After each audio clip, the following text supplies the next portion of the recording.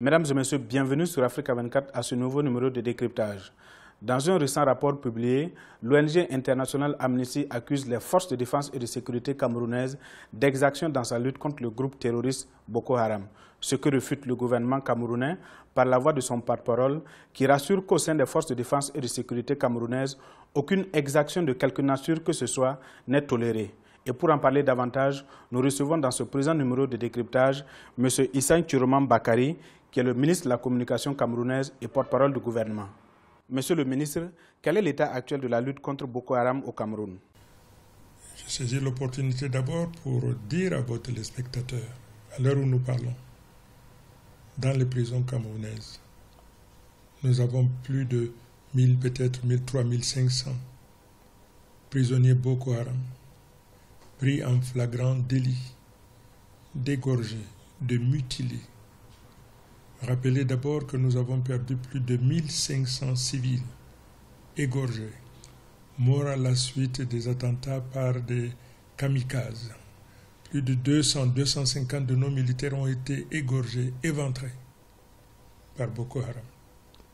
Je voudrais également rappeler que l'armée camerounaise, parmi les autres armées de la ligne de front, l'armée camerounaise dont nous sommes fiers, a été cette armée qui a su contenir les affres et les assauts de Boko Haram pendant 8 mois toute seule. Ça a valu à l'armée camerounaise les hommages, les honneurs, l'appréciation de la communauté internationale qui s'est manifestée à travers le groupe de travail des Nations Unies sur la protection des droits de l'homme.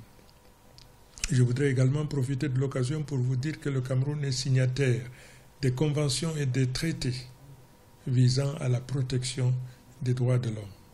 Je voudrais conclure en disant que tous les pays amis qui se tiennent aux côtés du Cameroun pour lui apporter la logistique, la formation, les entraînements nécessaires, tous ces pays exigent du Cameroun le respect de la protection des droits de l'homme, quelles que soient les circonstances par ailleurs dans lesquelles se trouveraient nos forces de défense et de sécurité. Et enfin, l'encadrement militaire au niveau du Cameroun, c'est une chose. Et en cela, cet encadrement le répercute au niveau de nos forces de défense et de sécurité. Tout militaire pris en flagrant délit de violation des droits de l'homme est démobilisé, arrêté, présenté devant la cour martiale et conséquemment jugé. Comme en 2015 et 2016, Amnesty International, dans son récent rapport, accuse à nouveau les forces de sécurité camerounaises de recours excessif à la force, des détentions et des arrestations arbitraires dans le cadre de la lutte contre Boko Haram. Quelle analyse faites-vous de ce rapport? Nous sommes révoltés, nous sommes outrés par ce discours de Amnesty International. Nous avons peut-être 500, peut-être 700 Boko Haram condamnés à mort mais qui n'ont jamais été exécutés. Et probablement ils ne le seront jamais puisque le président Biya se refuse aujourd'hui la mise en œuvre des condamnations à mort. Quand bien même il s'agirait de terroristes pris en flagrant délit de décapitation de nos compatriotes et autres.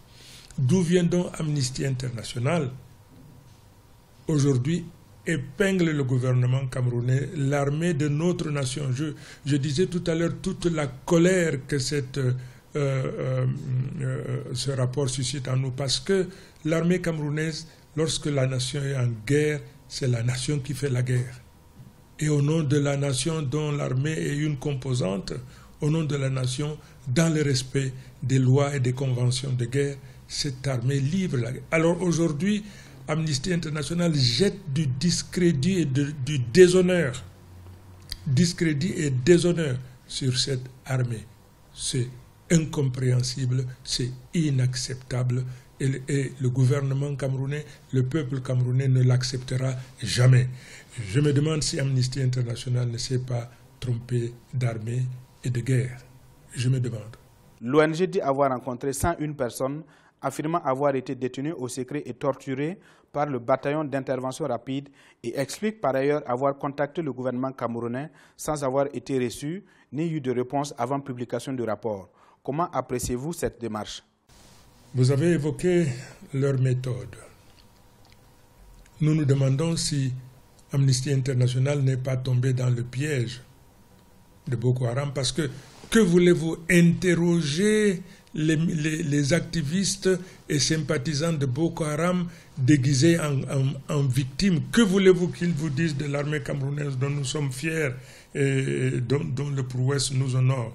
Que voulez-vous que ces gens-là disent à Amnesty International, sinon qu'ils ont été floués, ils ont été bafoués, ils ont été persécutés, ils parlent même d'exécution extrajudiciaire.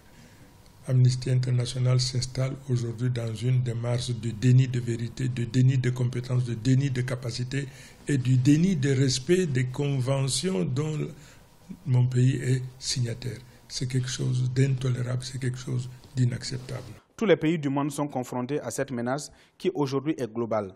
Alors, quelle est selon vous la solution appropriée pour concilier la protection des droits humains et la lutte acharnée contre le groupe Boko Haram? La voie militaire n'est pas la seule. La voie de sensibilisation, de conscientisation, mais en plus il y a le vecteur économique. Tout le monde sait aujourd'hui que la pauvreté et la misère constituent donc des terreaux propices pour le recrutement des extrémismes violents. Et c'est parce que conscient de cela que le président de la République a alloué près de 1000 milliards de francs CFA dans le cadre donc d'une campagne d'insertion, d'intégration, de création d'opportunités dans ces régions aujourd'hui qui souffrent les affres de la guerre. Donc, ce que nous disons, le modèle camerounais, il est en train de marcher, il marche très bien.